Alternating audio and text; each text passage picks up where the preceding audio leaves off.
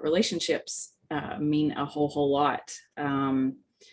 I first came to Berea 9 years ago for a music festival at the Clear Creek.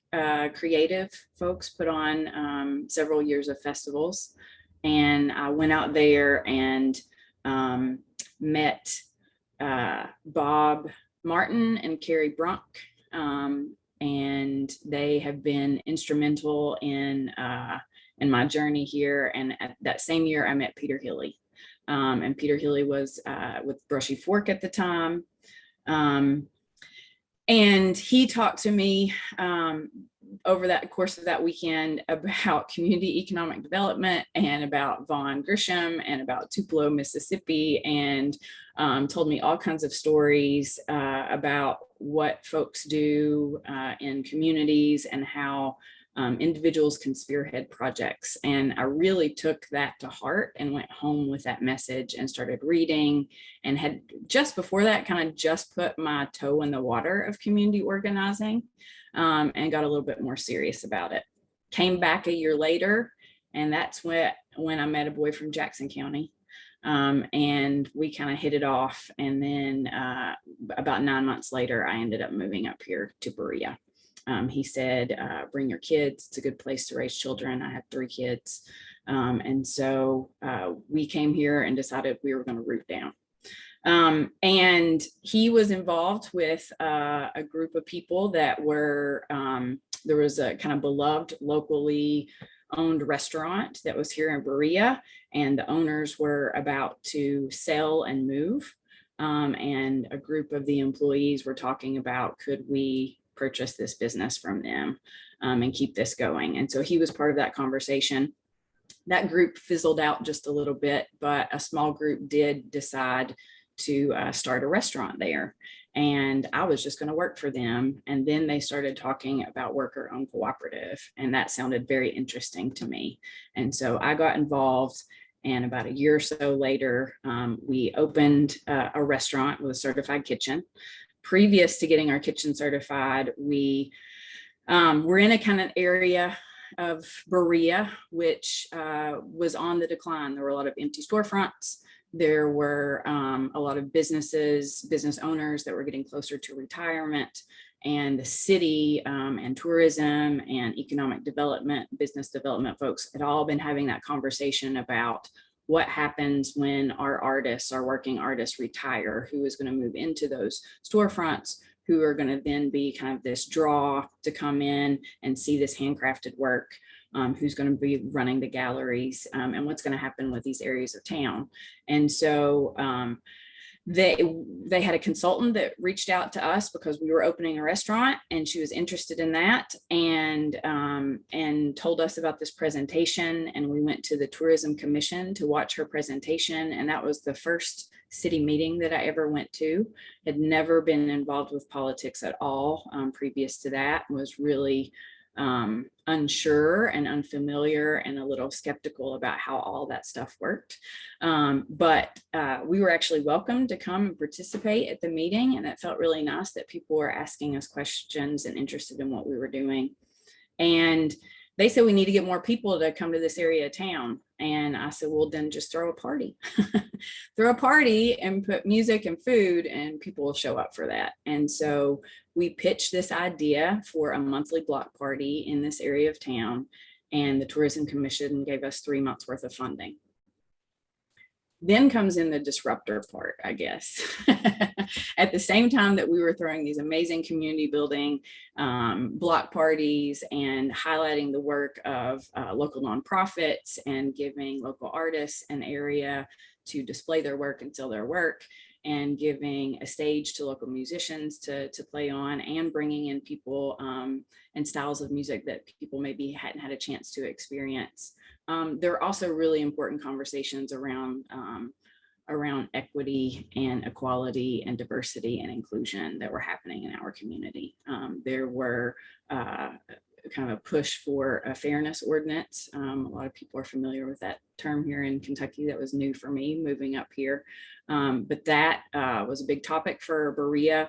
And then in 2015, of course, we kind of have had the emergence of Black Lives Matter movement.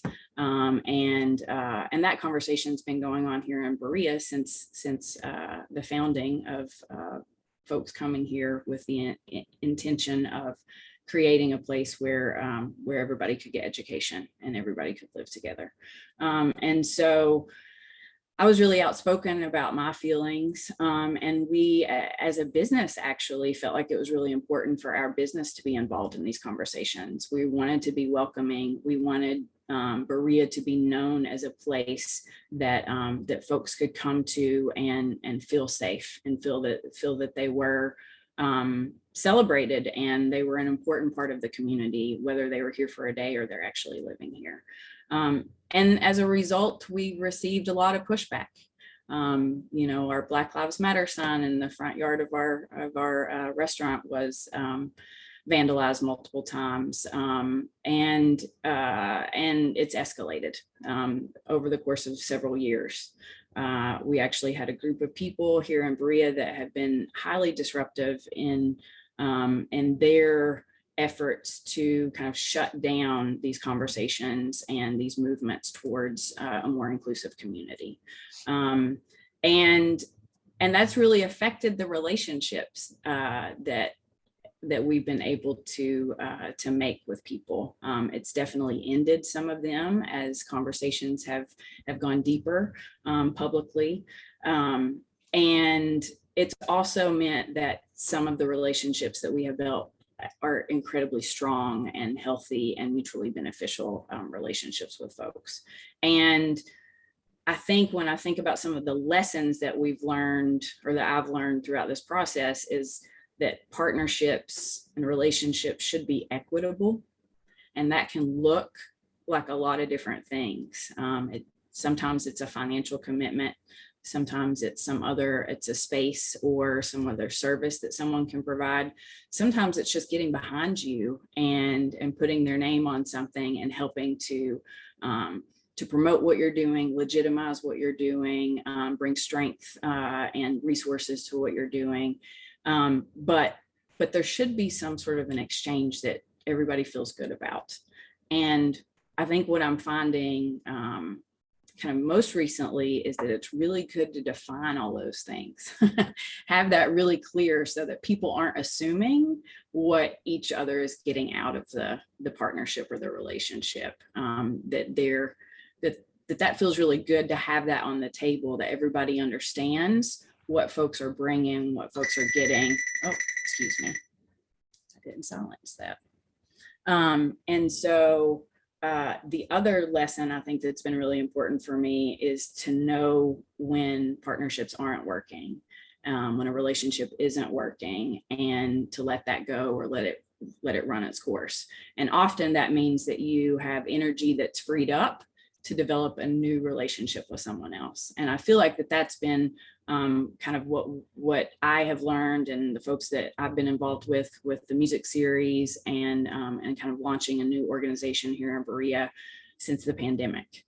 A lot of us have been reevaluating as organizations, as families, as individuals about what are priorities for us now.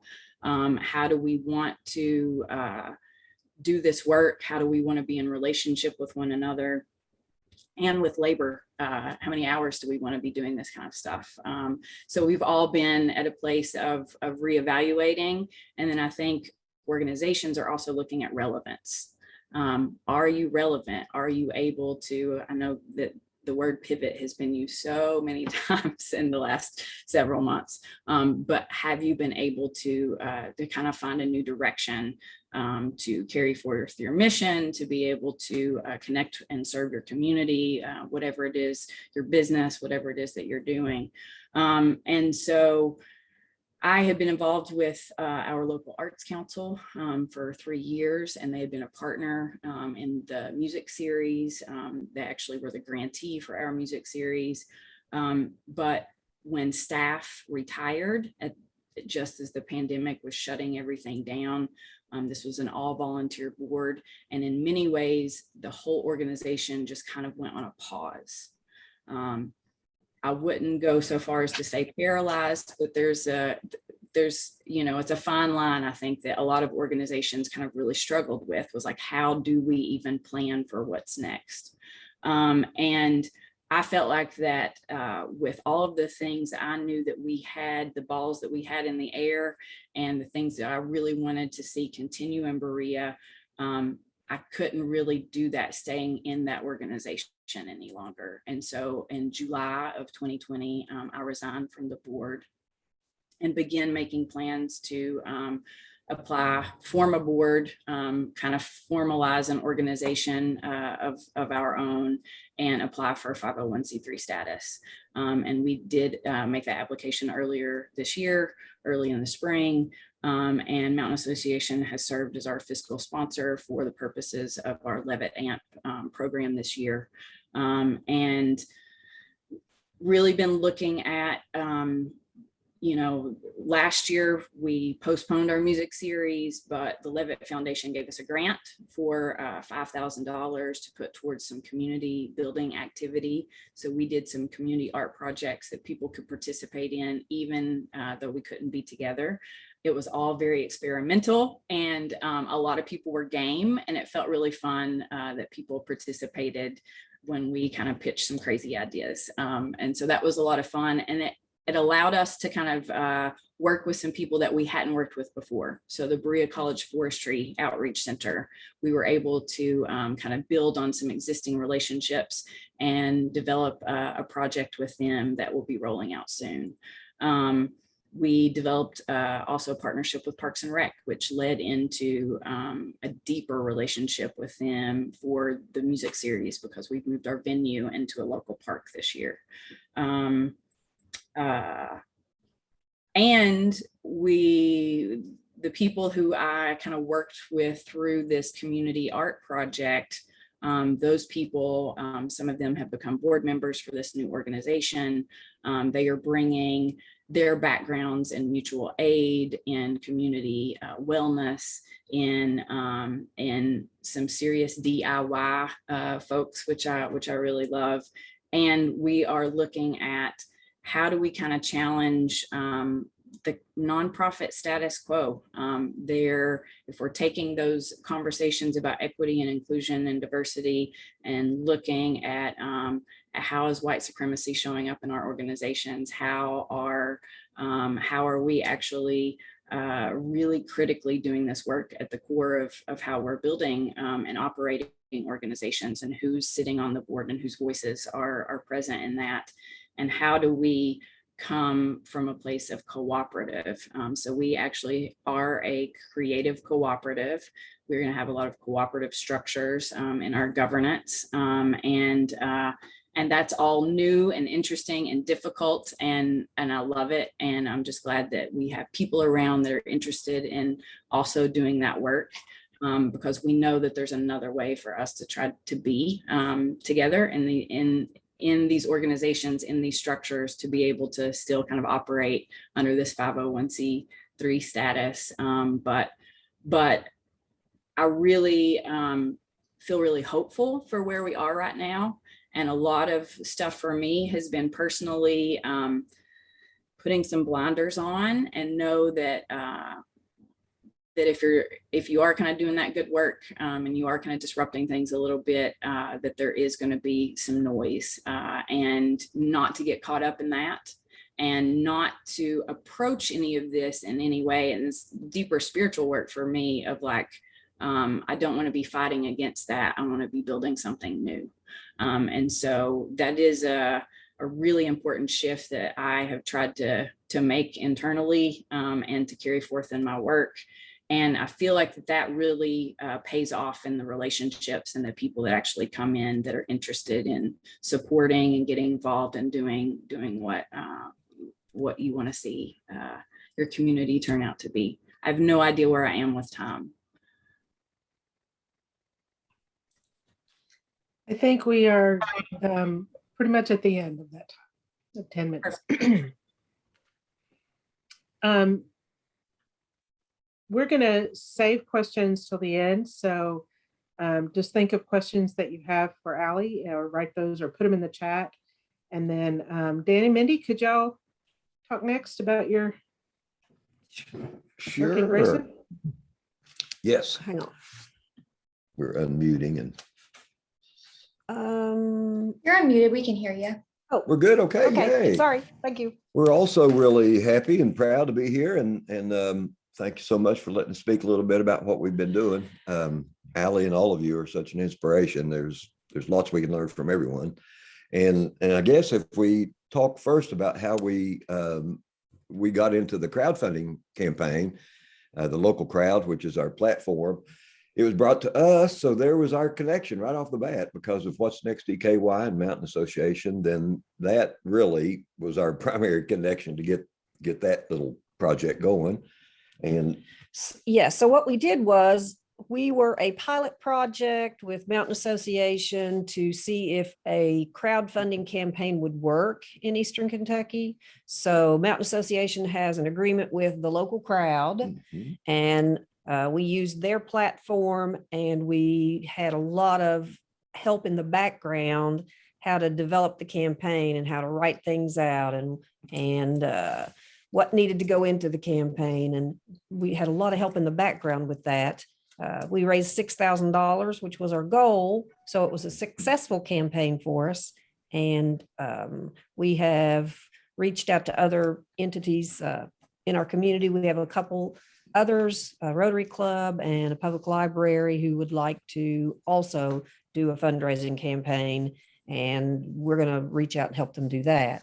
So, yep. But mainly right now, I'm thinking about, we have really gone from disruptors to professional disruptors. There was a point where we were involved in, especially Mindy with the Tourism Commission, with getting the restaurant tax established, which has been a game changer for the whole town. And that time we were just causing trouble. We had a few haters, but yeah, as Betsy mentioned, this recent one where it went to the city council and there's complaints and troubles. Now we've hit that professional status, but talk about growing pains. That's something that our connections helped us have this special program for Pride Month. And what we didn't realize was how many other people were connected with the community, kind of in the background, where we'd never really done that. We've always been inclusive in everything we've done, so we never did earmark or specify anything at all for June. But gosh, the people that especially some of the younger people we've gotten to know, is just something they wanted to do. And then, so that was just something that, golly, that you don't even know how far you go in your connections in that kind of a case. We had people from, gosh, I can't even tell you how many towns, but it's 200 some people showed up for the event, and I have a list of everyone, and we'll be really connecting now. And it's a lot of people we didn't know, a lot of folks that will be great as artists, as community organizers and helpers. But back to the crowdfunding, that's kind of the way we've always approached everything. You all may know I'm retired from the insurance business, so that's all about kind of connecting and networking. And when you're building sales, you have to kind of be conscious of every opportunity, whether it's at the grocery store or something more formal. And he will chase people out of a restaurant or a store and track them down and say, hey, do you live here? Are you new here? And what do you do? And where are you from? And what are you interested in? When we opened the park this last Saturday, Dan went up to several groups of people and asked them questions about themselves and why they were there and where they came from, where they were staying, where did they want to eat. And some people came up to us before they left and said, thank you. We have never been anywhere at a ball game and been made to feel so welcome and so important. So that's just how you make connections. And you just have to kind of always be conscious of it. One thing during the crowdfunding, we obviously had folks that have been supportive in the past, but we'd never done a public campaign. We've been around 10 years, and we have a bit of funding from the city, which is money we count on. Everything else basically no operations money unless we're able to raise from donors on our own. And then everything else, like most of us, our grants are all passed through. We just do the work and make sure others are paid or the project's completed. But because of even a prior project, we worked with the city, both of us involved in the Chamber of Commerce. So I was a co-chair of one of our annual events, the 50th anniversary of that, actually, called Memory Days. And my co-chair, actually the chair, I was her co-chair. When it came to crowdfunding, she was one towards the end when we were really wanting to hit that goal. Mindy made a call and involved in 3 businesses, car dealer, an accountant, and another dealership, stepped up and gave us probably our biggest individual money. But the seed money that we had originally was from just a simple asking a lady who was in One town. of those conversations One of those things. Yeah, it's not as simple after all, but it was a lady was in town. I happened to see her and I didn't know her, and she was there with one of her couple of kids were there in an art class for children. And I introduced myself, told her about the gallery, gave her our brochure. And then it wasn't even a month later or a few months later, she said, we have a family fund. We'd like to change where the money's been going for the art through the high school to you guys. So she basically gave us what we needed to have our pre-goal money. So it gave us $5,000, and we earmarked a couple thousand of that as match for our funding. But again, for our crowdfunding, but again, it was just one of those things that maybe if I hadn't stopped for a minute and asked her or told her our story, she may not have known enough to try to contribute.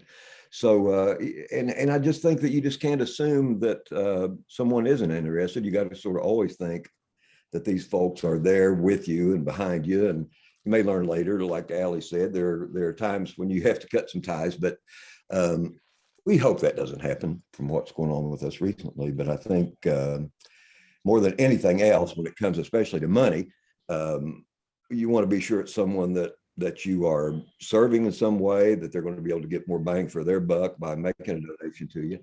And the basis of this whole platform is that this network goes on way beyond you. Our board members, for instance, we've never asked for any money from our board. And so we have a few of them that were actual members of the gallery, but this was a way I could say, look, everyone needs to step up. There's no judgment on whether it's $5 or $500. And so some of them for the first time felt a little more ownership by having some money in the game. And then it was their contacts that kind of kept spreading this thing. The whole premise of it is for it to snowball and just, you got your team and their team and everybody's team. So before long, we had hundreds and hundreds of people, whether they donated or not, they sure know our story and have been helpful there. Yeah, because the whole premise of making this crowdfunding campaign work is your people reach out to more of your people and they reach out to their people. So you start with one little tiny group and you see the connections amongst those and their folks reaching out from there. So it looks like a big spider web in the end. Yeah. Kind of like a chain letter. It's kind of like a chain letter, only more exciting. And part of this, part of what we came out of our show last month was their new slogan for the Ashland Pride Group. Y'all means all. And I love to say y'all anyway, but it just seems like it is true to realize that we're all in this together, regardless of what the mission is or the reason. And that when you have all working for you and everybody together, it's just got to be successful. I don't know any other way around it. Whether it's a small organization you maybe haven't thought of partnering with, like Rotary, or even if you've not gone to your chamber, some of our primary funding for a little stage we had came from Rotary, and there are just so many connections there that when you get with a group that already has a dozen or 20 members, it just extrapolates until it just keeps going. So, right. Okay.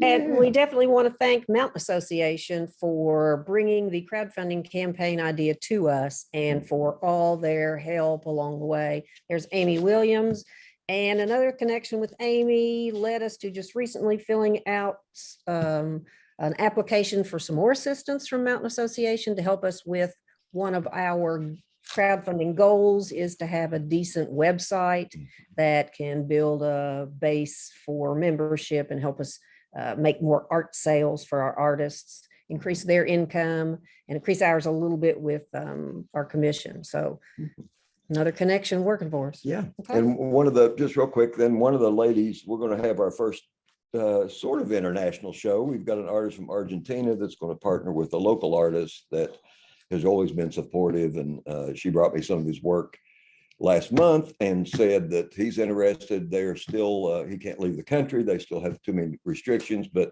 in September, he'll be shipping work. He's like a public muralist, one of their you know, under the auspices of their city. They have formal people that work for them in murals and that kind of thing. And so we'll be having him and her, which would be kind of cool. So who knows? Argentina, didn't know I'd be connected. There we are. All right. Thank you. Thank you. That's all. Thank you, Dan and Mindy. Valerie, we'll turn it over to you now. Again, if you Hey. have questions, feel free to put them in the chat and we'll get to them at the end.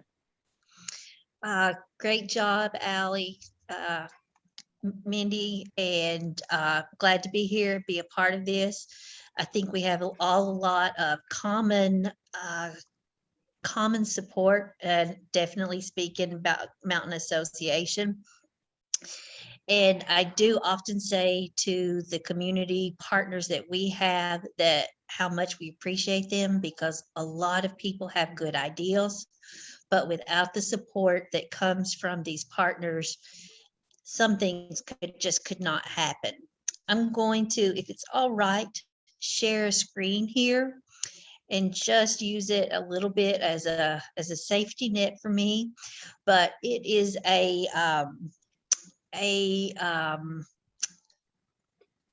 slideshow of what we have that is happening here.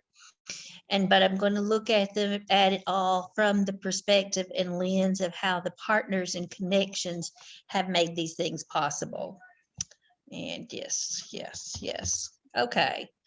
So I don't know if I could go back one, but that was a little bit of the partners who have helped us so much in getting started. Community Farm Alliance, Grow Appalachia.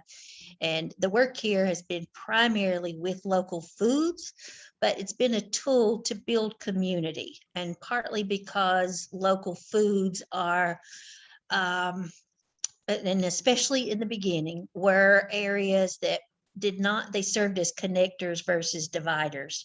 So I always have tried to find things that connect us versus battling some of the things that don't.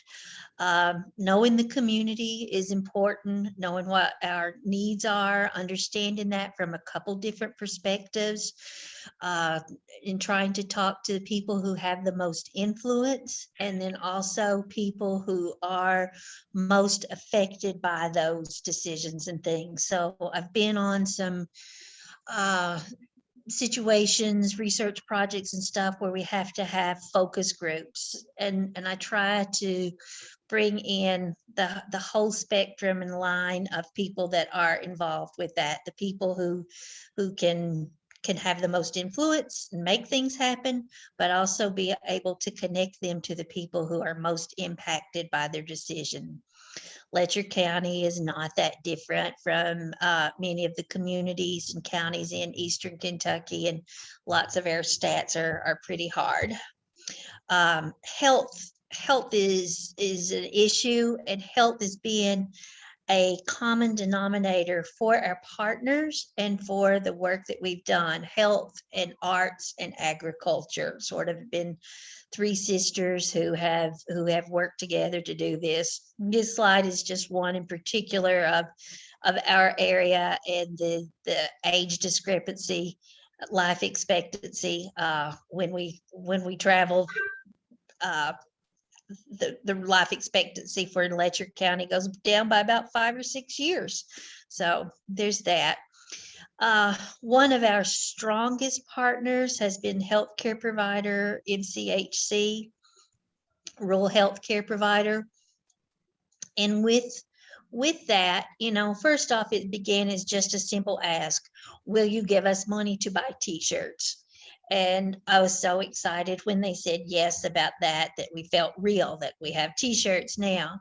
But since then, that relationship has grown so much more that, when I think about a situation that we are going to partner with them, I think about as much as I think about what do I want out of it, or the programs and the opportunities, what do we need?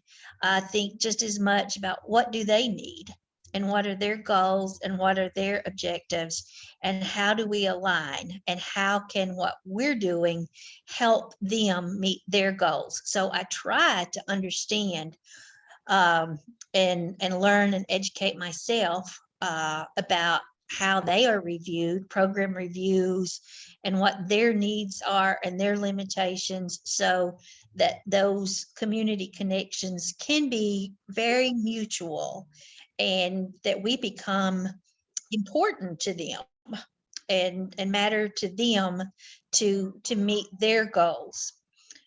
Example of this was MCHC with the pharmacy program. It began with a $5,000 ask for a veggie prescription program, and they agreed, yes, they would do that. And within about 2 weeks, they let us know that that money was gone, and gave me about 30 minutes to try to come up with a solution, and I didn't have one.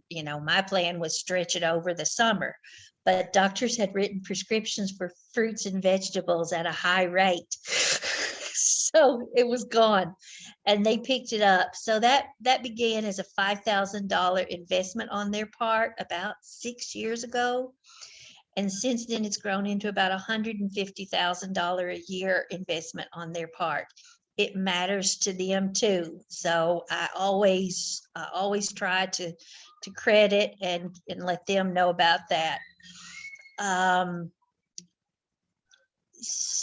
So this is some of the things, like in that partnership, is I understand their roles, their goals, and I get support from growers. I help the other people understand what's happening, keep really good financial records and any other documentation I can find, be it the physical data, if that's what we're trying to prove, so that we can share that with them, and they can be confident that their investment is doing well. This is just how it works.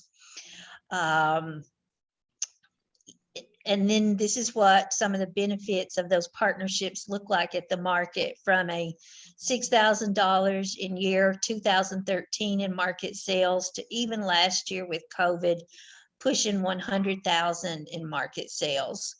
And each of these programs represent partners who we have at the market. And it's a lot of record keeping and maintaining relationships to keep this going. So we're fortunate to have some support there that make that go also. A lot are health related. This was just see if this works. This was our community when the farmers market opened. Not this year, it's a couple years back, but this is the community waiting to come in and spend those prescriptions. I'm still in awe of it. We have about 120 who come each week. Okay, let's move on. How do we do that? Oops. Okay. To get those veggies, lots of partnerships there. I'd point out to anyone who's not here, who may not have worked on this yet, but the universities can be great partners, especially if you take the time to build and grow that relationship. We've been lucky with several projects with universities that we have crafted together and designed together, shared results, been teams, partners, co-facilitators with that. This is a walk-in program.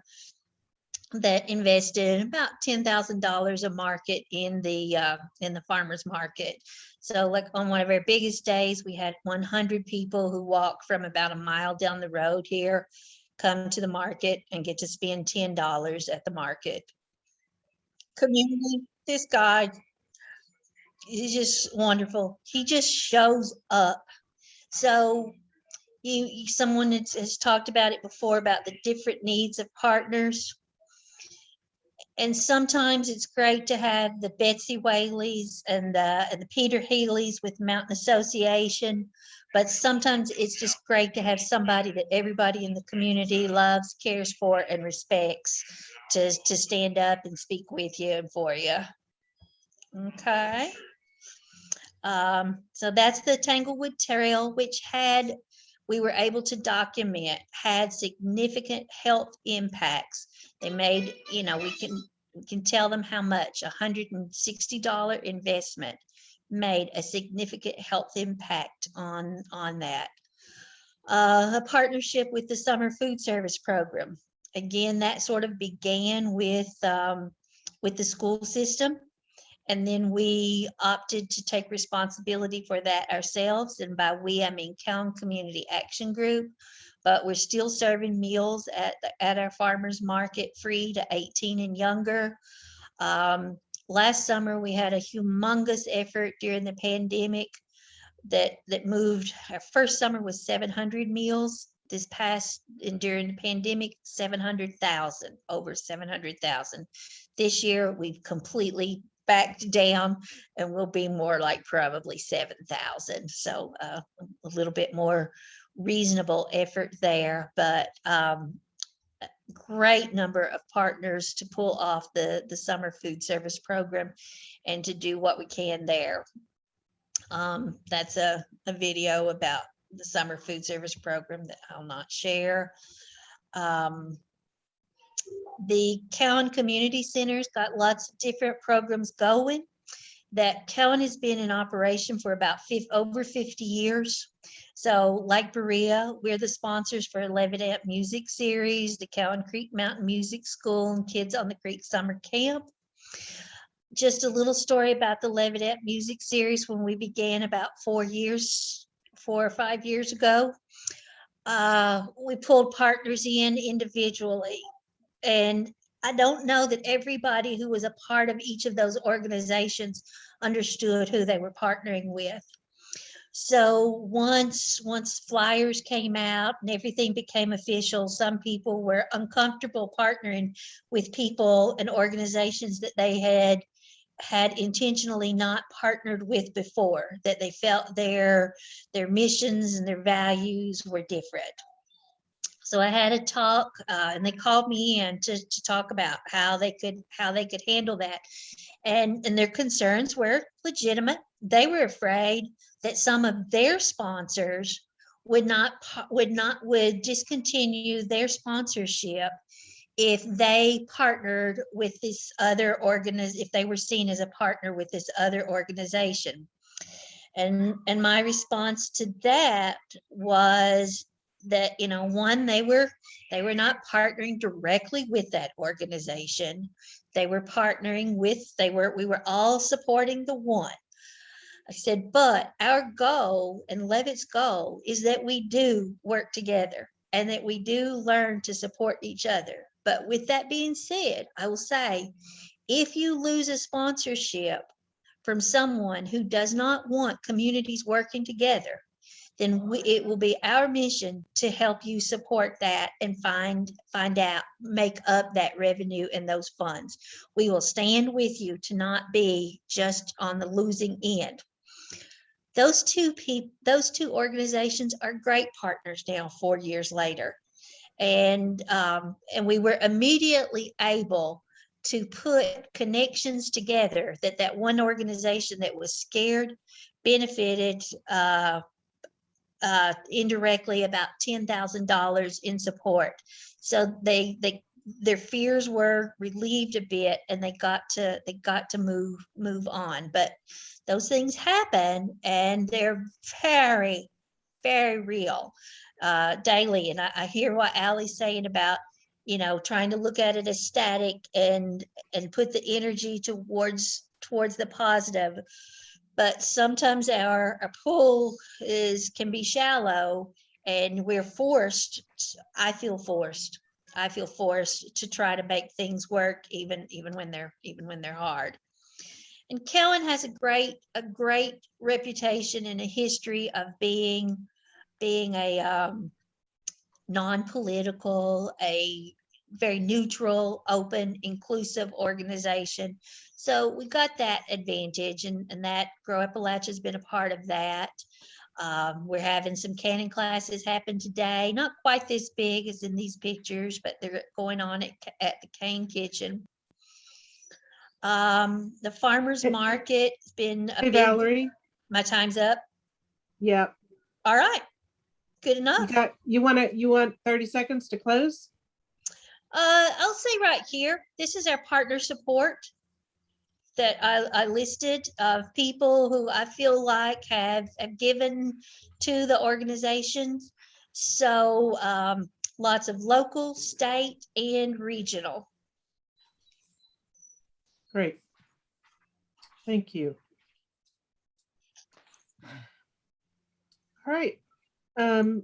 Y'all have questions for anybody? Allie or Mindy and Dan or Valerie?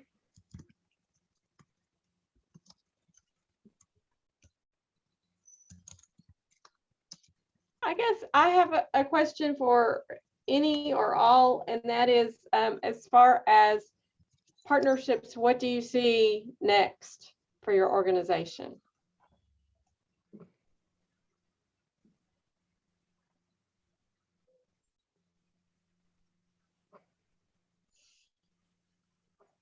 I'll go, Amy. I feel like I personally, and as an organization, the folks who've been involved in doing this work here in Berea for the last 7 years, are really connecting all the dots now. We've been building relationships here in town and regionally for quite a while. And I felt like last year, especially towards the end of last year, when I was really diving into structure of this organization, I was like, I think maybe it's time to zoom out just a little bit. I've been really focused on right here in Berea, but maybe it's time to look out and look more at a regional perspective of like, who's doing this work and how can I look at supporting them, relationship building, and receiving support from a little bit higher vantage point. And I think that has played out a good bit and has maybe helped personally with confidence stuff too, of like, no, I know how to do this stuff. We are connected. We do have people that support us, and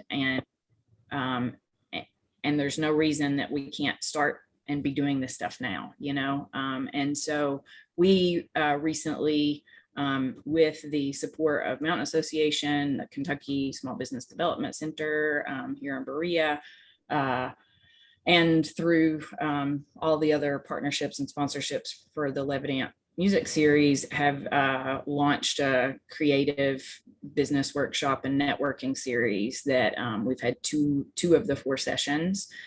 And to see what's, the kind of teaching that is happening in those workshops being immediately implemented by the other artists and creatives in attendance, like literally the day after, you're seeing that, and people are crowdsourcing opinions from the other folks in the room. And so the beginnings of like, how do you create synergy amongst people, and how do you start connecting and being a connector? It's all happening. And so I think that we're just at the beginning of like going up the roller coaster, right? We're ramping up, is what it feels like to me. So. Okay, Amy, I'd like to follow that up. Ally said being a connector. So listening to, again, what Valerie is doing with the farmers market and all, we have a young lady who's getting more involved with our farmers market here in Carter County. And it didn't bring in $2,000 to the farmers in Grayson. It only brought in maybe $4,000 to the farmers in the west end of the county. So she's wanting to shake things up. She's wanting to get the farmers market to come to secondary and locations, and to be able to sell other things like honey and preserves and the like. So she's being a disruptor right now, but I'm going to share this recording with her so she can hear what's going on and see who Valerie is partnering with. And I think she will probably go after our local hospital and ask them for donations for prescriptions for fresh foods for people. So I'm going to send it to her as soon as we get it. And I'm just love it that you both, Allie and Val, both been involved with Levitt Amp, because we have been from the beginning at the gallery. We've had live music, and it was sort of odd for some people to hear, you know, some heavy blues bands in the middle of a show, but we started realizing how many, you know, the people walk around, look at their art, maybe vote for something, and then it just kind of got still. And it's been great. Now these things have gone on. We have so much talent, like everyone, that with the new park, it's got an amphitheater. We've identified other areas where people could play. So it's just something I think we get a lot of support. And just across the river in this little tri-state area, we've got connections in Huntington with the Blues Society, and you know, there's just a lot of opportunity. I think that we could do that, and even if we just get, you know, apply for the learning process in 22 For the Levitt Amp. Levitt Amp, that's definitely going to be our plan too, because we'd love to be among all the successes you guys have had. I think we could really capitalize on so much of that, and I just need to get down there and hear some good tunes. Yeah, Three Dog Night.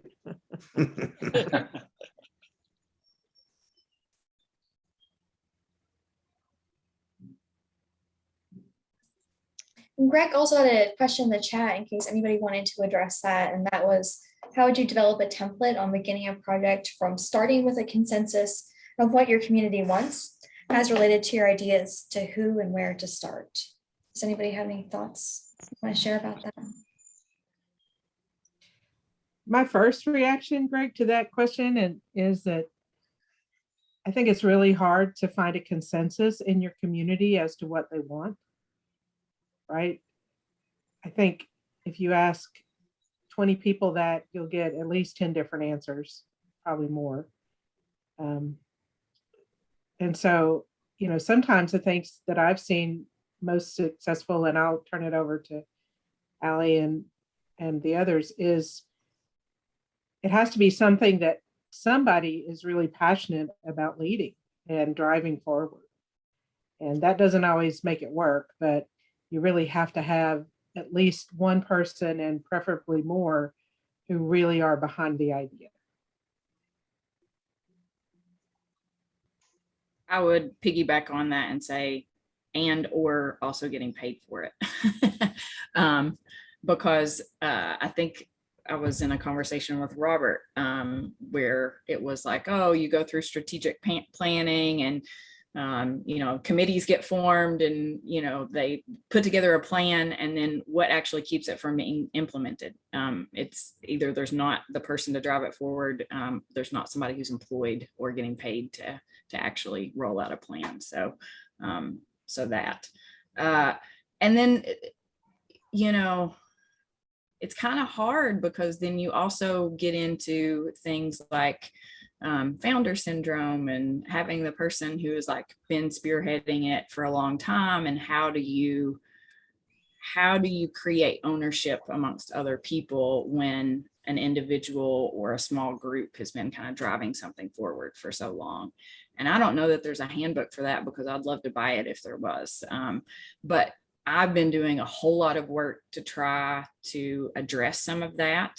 And I think some of the partnerships and relationships that people can bring in will definitely help those kinds of shifts happen. But I think, there's a lot of folks probably on this call that have way more experience with like community engagement and trying to actually have frameworks for people to participate in addressing different concerns or different problems, or what should we, should this program what should the outcomes of a program be? But sometimes it's better to have fewer voices in the beginning than many voices, to be able to try to figure out who can kind of administratively house a project moving forward. Is that an individual or a group, or is an organization that kind of can help with the, like, how do you get people on a calendar and figure out when meetings happen, and some of those really basic things that that then you can kind of build on top of. And I think also, depending on the community and the topic and what you're trying to do, it's either really good to have someone from within the community who can serve potentially as facilitator or a guide, so that people can have a conversation and it's not one of you all kind of like telling people that they've talked too much or trying to get someone else to participate. And sometimes it's really great to have someone from outside the community to come in and fill that role, and kind of knowing who your partners and the stakeholders are to try to figure out which way that you should go as you approach a project, I think is really important. Yeah, and I will say too, Greg, that Ruthie Caldwell with Vision Granted has an open space meeting concept that she held successfully in Pikeville around a space that the city was buying and the Main Street program wanted to use. And so they brought a bunch of people together to brainstorm ideas for what this space needed to be used for. And it's a pretty long, almost a day-long process. I think they did it on Zoom last year. But anyway, Ruthie Caldwell can hook you up with that open space meeting concept. We're going to try it here in Grayson in a few months, because we want to figure out how to make downtown a fun place where people want to come to and shop and work and visit and all that. She kind of starts out with asking, what are the worst ideas? Because, sometimes you get people in a group and nobody wants to speak up. And once you've come up with the worst ideas that are so hilarious, then any of your good ideas you come up with are great. So we can connect you with Ruthie, Ruthie, Yep. right? Yep. Already. So. And part of this with the Community Accelerator program and what we're really kind of diving into now, and the toolbox of things that will come out of that, it is really going to answer some of those things. While it won't be consensus for every community, I think we're going to learn from each other to say it will meet most needs, and then we can tweak it place by place. So just one of those things I think will really come out of this next phase of bringing this region together. Mm-hmm. So we all need it. I'll say to the question that came about next steps with partners is, I am making an effort to connect partners and not look at them as isolated,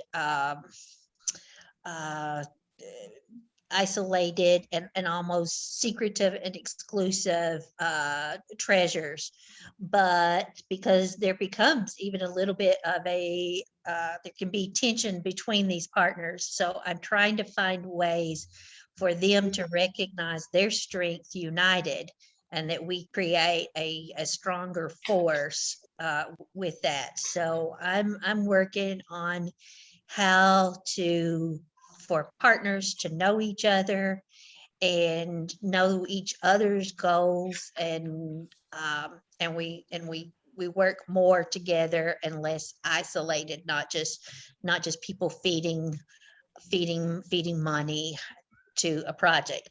I never use the word donation. I always say investment. Will you make an investment in our community? I think this aligns with your goals. And then along the lines of what others have said too, about to answer the question, one of our partners where we were joining together with community leaders had brought a little postage to the meeting, and it was it was a reminder to himself, and it was think small. So for that question, that would be, is to pick a small project for that community where you can see and feel that success and gain some trust.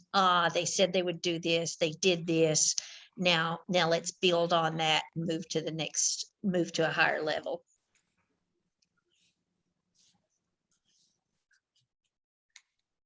Just wanted, if I could, just offer something that Dan said when Dan and Mindy were speaking earlier, and I wrote it down on my paper, especially with regards fundraising. Don't say no for people. Give them the opportunity to do that. And you kind of said something to that effect. I can't remember exactly which workshop I was in, but someone said that, and I wrote it down in my notebook, and it really has been impactful for me this last year. Because I think even we can kind of shut it down for ourselves inside, and then that kind of carries forward when we even do try to go make an ask. So I really like what you just said, Valerie, about investment, making an investment in the community, and then giving them the opportunity to decide that for themselves in what way that they can support.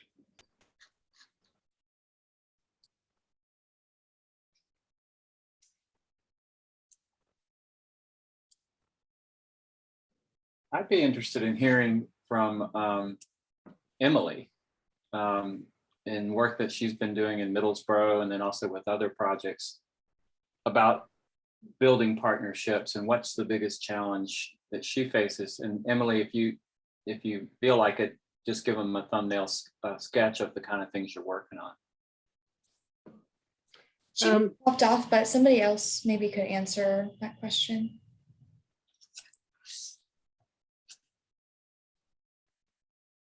All right, the fickle finger of fate is going to point to, let's see here. I should just call on my old, well, is he still on the, yeah, Gregory Lakes, come on down. I'm here. How is it building partnerships for you? What's the biggest challenge that you face? Well, being as green as I am,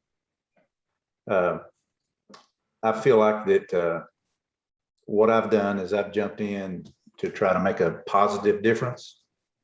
And what I want to do is I don't want to overstep my bounds until I find out really what the consensus is. You know, what does my community really want? So, you know, it's a matter of making a decision on what project that I feel excited about, and does my community really want to do that? And I don't want to be in the middle of this project or too far along, and I'm the only one, and I look back and there's nobody following. You know, so what I want to do is find out what my community wants first, and try to correlate that to what I feel like would be positive. And if I get a large enough consensus, then that'll give me, you know, some energy to move forward. So that's kind of where I'm at right now. So I don't know if that answers your question, but it does, and it poses another, which is, and it started with what you said right at the beginning. I don't want to overstep my bounds, and I think we all wrestle with that. Like, particularly in situations with new partners that we don't know the history or what's come before or what they're really prepared to do. It reminds me that, you know, when Allie says, don't say no for them, but when are you saying too much and pushing them? Like, it seems like a theme in all our presentations today is that things start small and grow organically. Anybody have any thoughts about that? Do you ever feel like you're overreaching or overstating at first? Is that a tough thing to do in the beginning, Shane? I was, excuse me, I was actually just typing something really similar to that. And for me, what I often see, not to sort of discount politics or sort of pre-existing relationships or sort of inherent community conditions, because I think of all of the examples, we heard a little undertow, right? that there is conflict. And while Val didn't necessarily speak directly to it, I think most folks can sort of understand that they have come a long way in many of the troubles related to sort of speaking about the coal industry, where Berea has really struggled, not necessarily with the coal industry, but with civil rights and sort of cultural perspectives, similar to what's happening with the Grayson Gallery.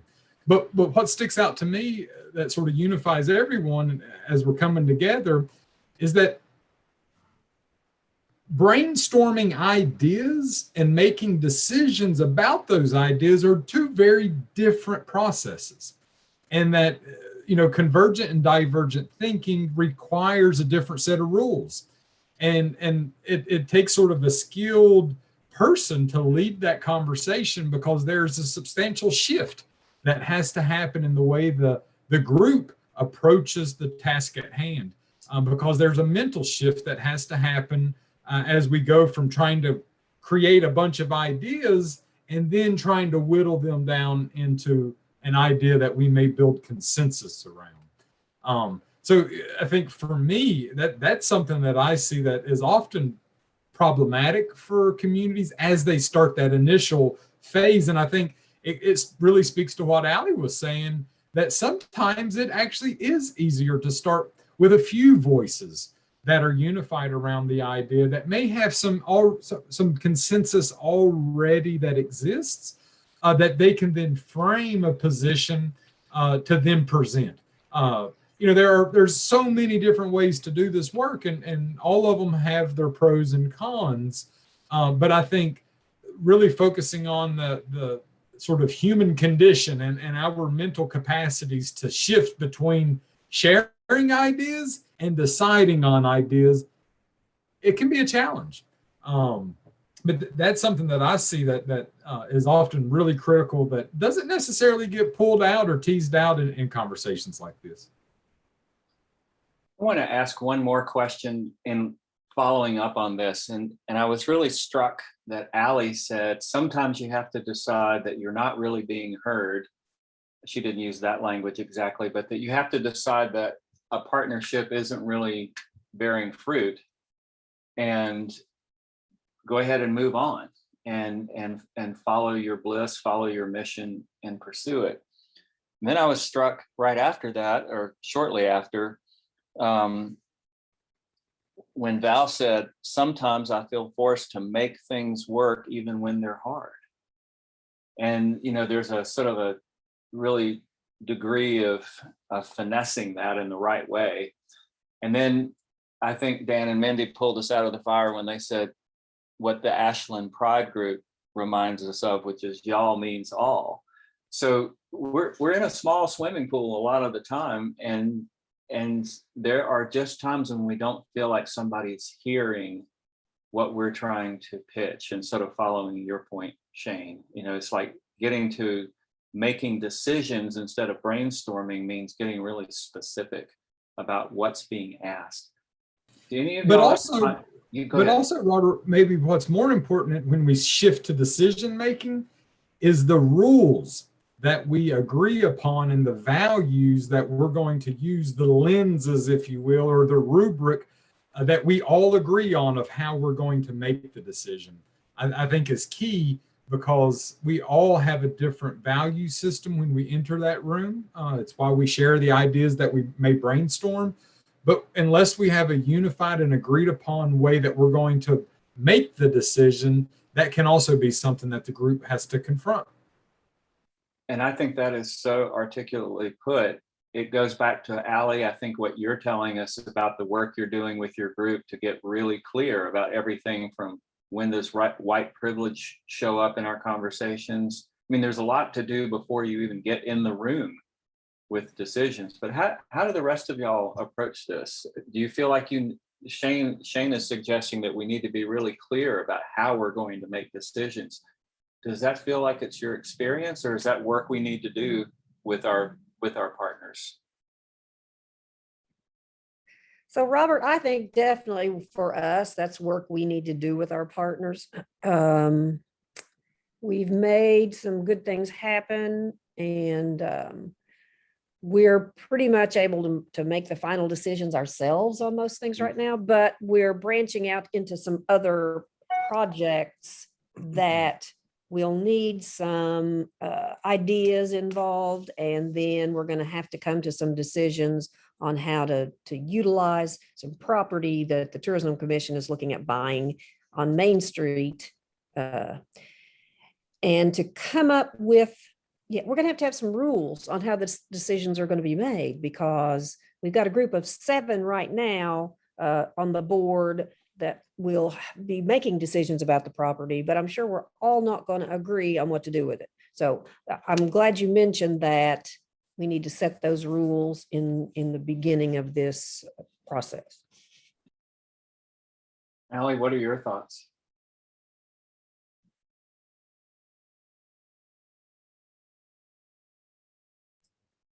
I was just thinking that it's really easy and rather exciting to do the brainstorming part. A lot of people love to give ideas, and at least with what I've experienced here in Berea, any kind of community engagement piece to any citywide planning that I have seen over the last few years has been, let's get whoever shows up to this community meeting in a room. We're gonna spend an hour or 2 hours all spitballing ideas. It's all gonna get formed into a list. That list is gonna get inserted into a report. But really, there's no opportunity to have further conversation around some of the challenges. Yes, Shane, Google form survey, that has been kind of the go-to community engagement piece here, is like, here's a survey monkey. And so meaningful engagement, and then going from the brainstorming part to the decision-making, but then the action plans. How do you roll out the decisions that you've made? Or yes, this is the project that we want to focus on. Now what's next? And there's so many different people within this network that have a lot of frameworks already to be able to utilize. You just have to kind of figure out what works in your community and with your partners. But I think that to Robert's point, and to what Shane was saying too, is that you really do have to have a whole lot of conversation at the beginning about, because some of these organizations, some of these people may not ever have like set ground rules for a conversation. They may not have even an understanding of consensus. We throw that word around, but are we actually talking about what that really means, and making sure that everybody at the table has a shared understanding of that? And so I think that you can't really discredit spending some time and laying those good foundations for the conversations to happen, and kind of knowing that conflict is going to be part of this, whether it's, comes to like 2 people yelling because their idea is the best one, or it's just that somebody kind of shuts down a little bit emotionally and doesn't participate anymore. And that's where having a skilled facilitator who can be watchful for all of those things and help to kind of bring everybody back to the table and keep the conversation going, I think is really important. This will be my last little prompt here, but Val, I'm really struck by just how wonderful the work that's ongoing in Whitesburg is about meeting the need to address food insecurity on so many levels. A lot of partners are at the table. So have you ever run into what I would call gatekeepers? And that's kind of like people who are just accustomed to being the decision makers over resources. And they're not, as Allie suggests or Shane suggests, they really haven't been asked to go through a process to decide how we're going to decide. Have you run into that? And if you did, how did you play those cards?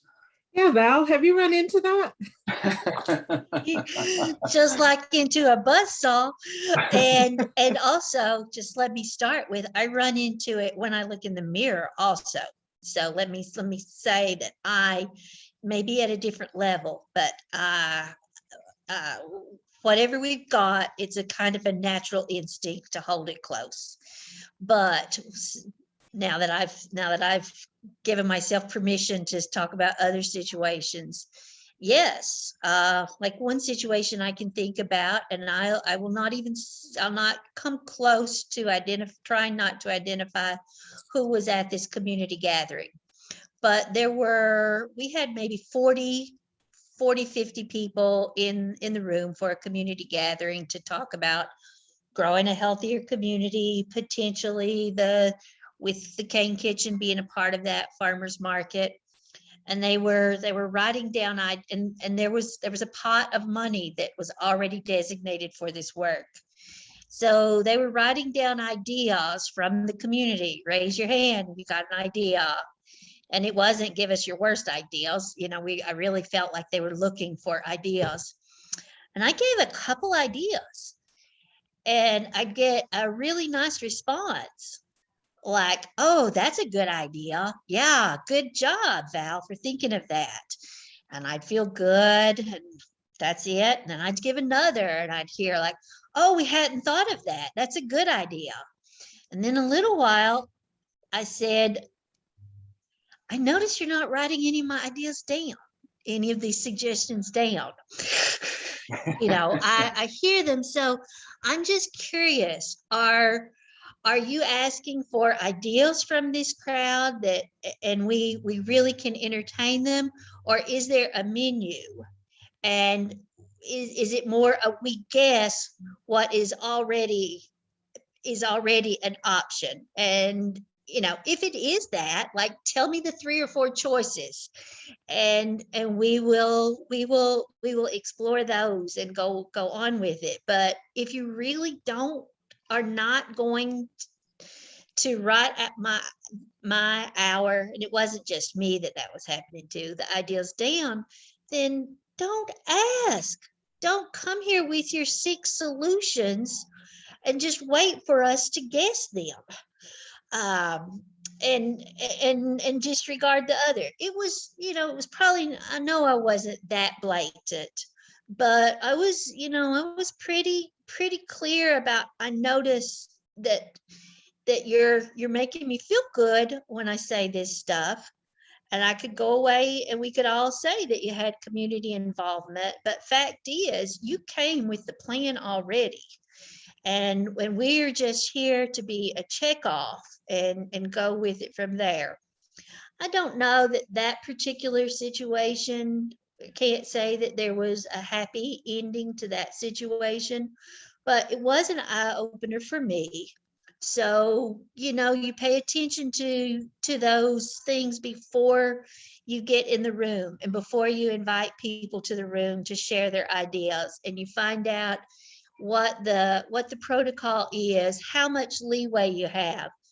And again, I will say, I'm sure I've brought people to the table too for a exercise. And it's great if their ideas reassure me what I think is the best plan. Some people say, how do you do your evaluations? And I'm like, well, I ask my friends. But so I know it happens, and it has happened, and I think it will be a continual struggle until people have enough and have what they need, so that we can trust each other more and move forward. I don't know. I really appreciate the way you began your remarks by acknowledging that we all do this. This is a very human thing to do, which is to sort of guard the keep. But given that we feel that way, we can have compassion for those who are the decision makers. But what do we do when they make us mad? When we feel not heard? Does anybody have any experience reframing this kind of situation in a way that felt really, really good, where that kind of closed process became open? Well, one thing that I would sort of share, that, and I think it was an experience that I fell in love with and am sort of eager to do again, because we only got to try it once with our Promise Zone downtown work. And that was sort of that example of the design thinking round robin exercise. And while we weren't making firm decisions and it was simply an exercise that day, what I loved about it was that it was a process that was fun. It sort of started with small groups. It was very creative, flexible. You may remember there's some questions that's like, how would you make this idea better with magic? That really sort of gets people thinking out of the box, and it gets folks moving beyond the constraints of what we believe are our financial or capacity constraints to start imagining what a true solution would look like. But those sorts of processes I love because it gets people sharing in a way that's more comfortable. Often in that small group sort of sharing and deciding which idea is better, there's some give and take, or there's the opportunity to combine ideas where it's not A, B, or C, but it's really an example of, this idea actually requires A, B, and C. It's not one or the other, it's all of them. But that exercise is probably one of the funnest and most impactful that I am trained in terms of going through the brainstorming and sort of idea creation, but then also sort of bringing you into a decision making. But it's more of a brokerage, right? In that decision of like, what are the pieces from this idea that we want to uplift, and what are the pieces from this idea to make the best idea? And in the few times that I've been involved in that, the idea that was voted on at the end of the process really did reflect pieces and parts of almost everyone's suggestions. For me, that has been a great exercise. And I know there's a few people on the call that were a part of that. Shane, I was there in Middlesboro that day, and the energy in the room throughout the whole exercise, including its culmination, was hands down the best group process I've ever been in. I can't think of another session anywhere that came close to that level of engagement. So I wonder if you would consider it a future community conversations leading us in a structured exercise like that. Would the rest of y'all be interested? Would the rest of y'all be interested in that? I would love to, and I would love to be able to do it more in small organizational settings or even broad community settings. And Gregory, that may be something that we could actually do there in Jackson County as a part of some of the broader R3 work that SEDC is engaged in Jackson County right now. I agree. Yep. Yeah, that sounds great. I think that would be a great process to share and introduce other people to. I certainly would be interested in that, Shane, if you're willing to do it. We're coming to the end of our time, and Jacqueline, do you have some things to close us up with? There's a quick 4-question closing poll, and Betsy, if you wanted to just share real briefly about the annual gathering that What's Next East Kentucky is planning. There's a question in the poll related to the annual gathering. Yeah, we're planning to do some kind of an annual gathering in the first week of December, and we're hoping this will be an in-person gathering for anybody that's in the network or interested in the network or in any way connected to the network or just in East Kentucky. We're really hoping this will be both a time of celebrating the good stuff that's happening and hearing the stories of good things that are happening, that it will be, that we'll have some maybe music and arts represented there, that we will have some training opportunity. We're still kind of figuring out if we want to do it as a one-day event or one day with the option of overnight and additional stuff the next day for those who are interested. So, but if you could take the poll and just let us know some things you might be interested in hearing about, seeing what would cause you to want to come to that. That would be great.